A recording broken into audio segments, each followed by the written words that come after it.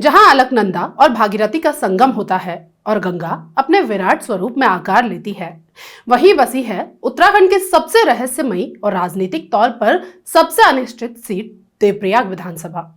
आज बात उस विधानसभा सीट की जहां चुनाव सिर्फ वोटों की गिनती से नहीं बल्कि चेहरों, भावनाओं, बगावतों और उनमें छुपे इतिहास से लड़े जाते हैं। एक ऐसी सीट जहां जनता ने आज तक किसी भी पार्टी को लगातार 3 बार जीतने नहीं दिया। एक ऐसी सीट जहां कभी यूकेडी ने इतिहास लिखा तो कभी निर्दलीय उम्मीदवार ने सरकार बनवाई। उसी विधानसभा सीट पर 2027 के चुनाव से पहले सबसे बड़ा सवाल खड़ा है कि क्या बीजेपी के विनोद कंडारी इतिहास बदल पाएंगे या फिर इस बार उनके टिकट पर भी कई और बड़े नेताओं की तरह संकट खड़ा है। पहाड़ के कद्दावर नेता दिवाकर भट्ट की मौत के बाद क्या कांग्रेस के मंत्री प्रसाद नैथानी की राह आसान हुई है या फिर कांग्रेस भी किसी नए चेहरे को लेकर आगे बढ़ेगी। देवप्रयाग सीट उत्तराखंड के उन चुनिंदा सीटों में है जहां जातीय समीकरण से ज्यादा असर स्थानीय चेहरों, आंदोलनकारी विरासत और व्यक्तिगत नेटवर्क का रहा है।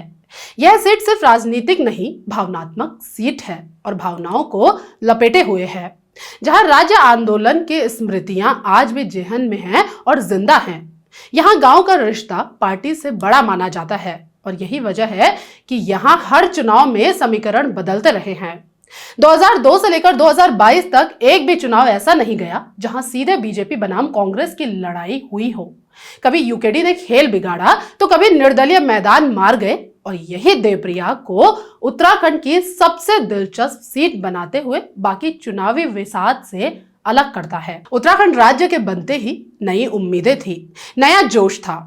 इसी जोशे उम्मीद को साथ कर कांग्रेस ने अपने दिग्गज नेता मंत्री प्रसाद नैथानी को देवप्रयाग के चुनावी मैदान में उतारा। बीजेपी ने रघुवीर सिंह पंवार पर दांव खेला। नतीजे आए तो मंत्री प्रसाद नैथानी करीब 9,900 वोट पा गए और कांग्रेस ने लगभग 2,200 वोटों से जीत दर्ज की। भाजपा के रघुवीर सिंह पंवार करीब 7,600 वोट पाकर दूसरे स्थान पर रहे। लेकिन इस चुनाव का सबसे बड़ा राजनीतिक संदेश मंत्री की जीत नहीं बल्कि कोई और था। इस चुनाव में पहली बार एक ऐसा नाम उभरा जिसने आने वाले 20 साल तक देवप्रयाग की राजनीति को प्रभावित किया और वो नाम था दिवाकर भट्ट।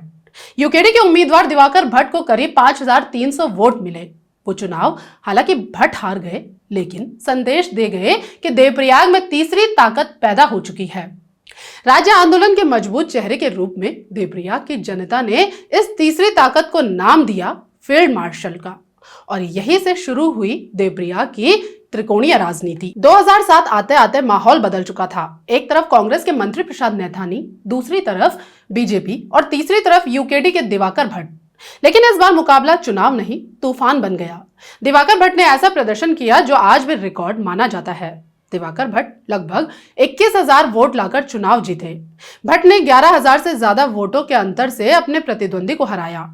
यह राज्य आंदोलन की भावना की जीत थी, जहां यूकेडी ने पहली बार दिखाया कि देवप्रयाग में राष्ट्रीय दलों को भी चुनौती दी जा सकती है। आज भी जब यूकेडी के स्वर्णिम इतिहास की बात होती है तो सबसे पहले नाम दिवाकर भट्ट का ही आता है। खैर, फिर आया 2012 का चुनाव, जहां कांग्रेस ने बड़ा फैसला लेकर मंत्री प्रसाद नैथानी का टिकट काट दिया। उनकी जगह सुरवीर सिंह सजवाण को टिकट दे दिया और यहीं से शुरू हुई बगावत। नाराज मंत्री प्रसाद नैथानी निर्दलीय मैदान में उतर गए। दूसरी तरफ बीजेपी ने दिवाकर भट्ट को अपना उम्मीदवार बनाए रखा। नतीजा आया और पूरा समीकरण उलट गया। मंत्री प्रसाद नैथानी 12,294 वोट लेकर चुनाव जीत गए, जबकि दिवाकर भट्ट 10,353 वोट पर सिमट गए। कांग्रेस तीसरे स्थान पर खिसक गई, लेकिन असली कहानी चुनाव के बाद शुरू हुई। उस समय उत्तराखंड में किसी पार्टी को स्पष्ट बहुमत नहीं मिला और देवप्रयाग के निर्दलीय विधायक मंत्री प्रसाद नैथानी किंग मेकर की भूमिका में आ गए। उन्होंने कांग्रेस सरकार को समर्थन दिया, विजय बहुगुणा सरकार हो या हरीश रावत सरकार।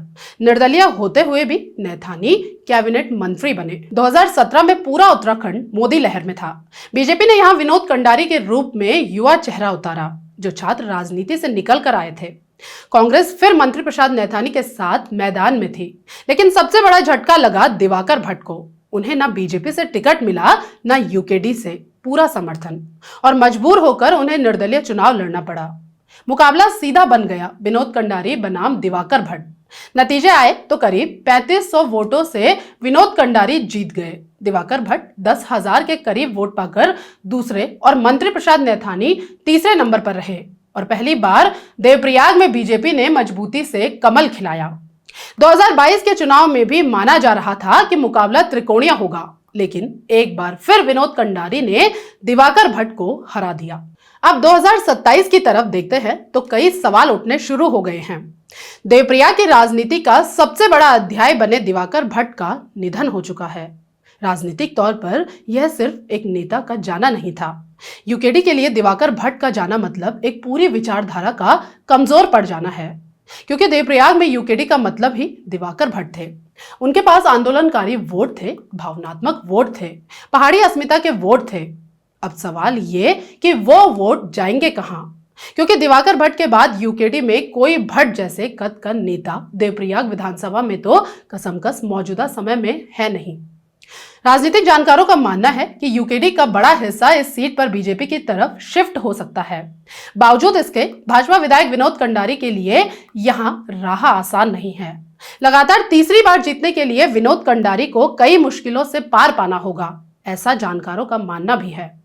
विपरीत इसके देवप्रयाग का इतिहास कहता है यहां की जनता किसी को लगातार 3 बार जीतने नहीं देती। देवप्रयाग जैसे पहाड़ी सीटों पर स्थानीय नाराजगी अचानक चुनावी परिणाम बदल देती है। उस पर कंडारी को लेकर एंटी इनकम्बेंसी भी उनकी विधानसभा में देखी जा रही है। 10 साल की सत्ता के बाद जनता कई सवाल भी पूछ रही है। इससे भी इतर एक बड़ी चुनौती उनके सामने अपने टिकट को बचाने की भी है, क्योंकि जिस तरह से भाजपा दिग्गजों को किनारे कर विनोद कंडारी टिकट पाए थे, आज ठीक उसी तरह उनकी विधानसभा में भी एक युवा चेहरा उनको चुनौती दे रहे हैं। विनोद कंडारी की भांति ही छात्र राजनीति से निकले शतांशु कंडारी, जो लगातार देवप्रयाग विधानसभा में चुनाव को लेकर सक्रिय दिख रहे हैं। कांग्रेस में भी कुछ इसी तरह के हालात बनते दिखाई दे रहे हैं। कांग्रेस के पास अब भी सबसे बड़ा चेहरा मंत्री प्रसाद नैथानी ही हैं। उनकी व्यक्तिगत पकड़ अब भी मजबूत मानी जाती है। गांव-गांव नेटवर्क, पुराना राजनीतिक अनुभव और निर्दलीय दौर की छवि आज भी उनके पक्ष में जाती है। हालांकि उनकी कमी यह है कि वो कुछ क्षेत्रों को छोड़कर अगर पूरी विधानसभा की बात करें तो उतने सक्रिय पिछले कुछ सालों में दिखाई नहीं दिए। हालांकि उनकी पहुंच पूरी विधानसभा में मानी जाती है, लेकिन मंत्री प्रसाद को भी उनकी पार्टी में एक युवा मजबूत तरीके से चुनौती दे रहे हैं, और वो युवा है कांग्रेस के प्रताप भंडारी। प्रताप भंडारी भी छात्र राजनीति से निकले हैं। वर्तमान में उन्होंने अपनी पत्नी को जिला पंचायत सीट पर विजय बनाया है और राजनीतिक तौर पर बेहद सक्रिय दिखाई दे रहे हैं। विधानसभा क्षेत्र की समस्याओं को मुखरता से उठाना, आंदोलन करना उनको एक मजबूत नेता के तौर पर स्थापित करता है।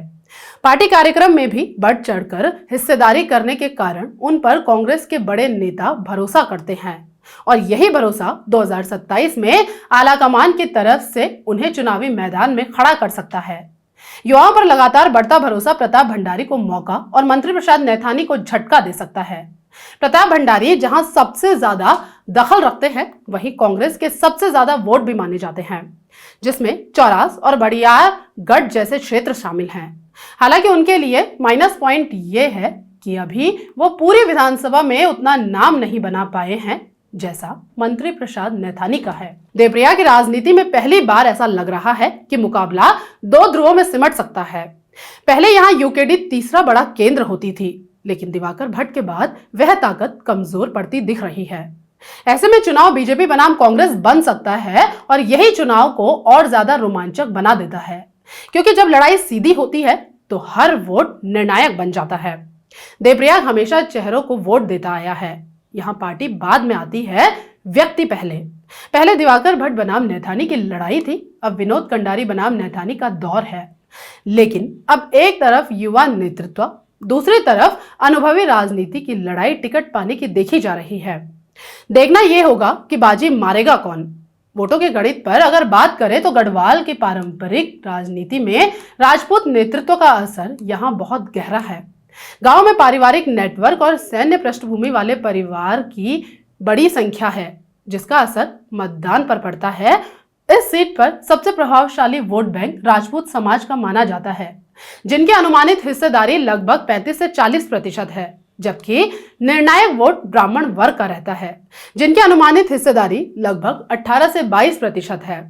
देवप्रयाग धार्मिक और पुरोहित परंपरा वाला इलाका है।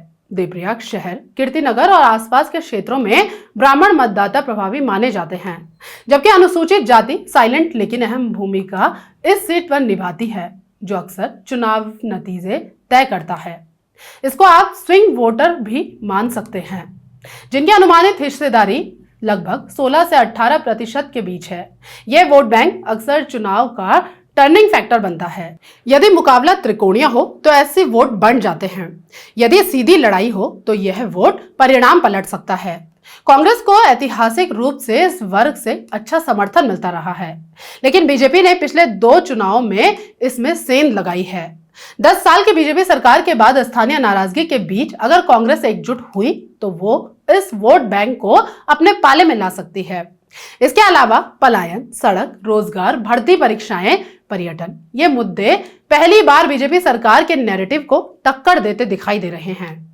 ऐसे में इस सीट पर भाजपा को झटका लग जाए, इसे भी नकारा नहीं जा सकता। कुल मिलाकर 2027 में देवप्रयाग क्या नया इतिहास लिखेगा, बस इसी का इंतजार है। नमस्कार।